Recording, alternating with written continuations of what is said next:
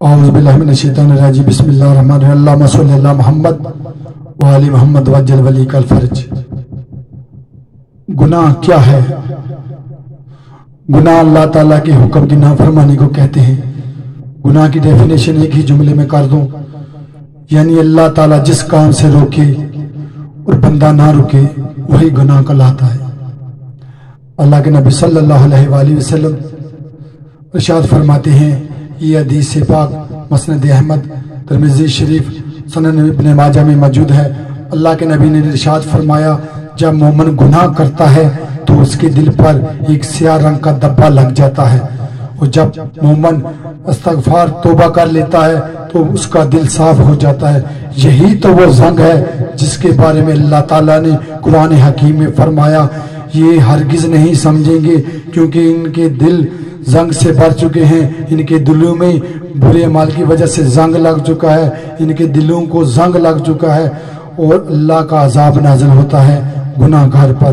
اللہ کے نبی صلی اللہ علیہ وآلہ وسلم نے فرمایا، گناہ سے خود کو بچا لو تاکہ اللہ کے عذاب سے بچ سکو۔ آدمی جب گناہ کرتا ہے تو اللہ کا عذاب نازل ہوتا ہے۔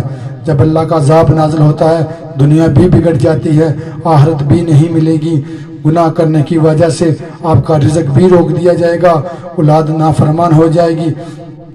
اللہ کے نبی صلی اللہ علیہ وآلہ وسلم نے فرمایا، جب اللہ گناہ کی وجہ سے انتقام لینا چاہتا ہے بندے سے تو بچے مر جاتے ہیں، عورتیں بانجھ ہو جاتی ہیں۔ اللہ کے نبی صلی اللہ علیہ وآلہ وسلم مسجد نبوی میں اللہ کے دین کی تبلیغ کر رہے تھے، تو اللہ تعالیٰ کے نبی فرماتے ہیں، میں تمہیں تمہاری بیماریوں اور اس کا علاج نہ بتاؤں؟ تو اللہ کے نبی ارشاد فرماتے ہیں کہ تمہاری بیماری کا نام ہے گناہ، اور اس کا حل ہے، اس سے نجات ہے استغفار۔ تم جتنی توبہ کرو گی، جتنا استغفار کرو گی، اللہ تم سے خوش ہوگا۔ جب اللہ خوش ہو جائے گا، اللہ راضی ہو جائے گا، تو تمہیں دنیا بھی ملے گی، آخرت بھی ملے گی، رزق بھی ملے گا، اولاد بھی فرما بردار ہوگی، اولاد ملے گی۔ اللہ مجھے اور تمہیں نیک اعمال کرنے کی توفیق عطا فرمائے۔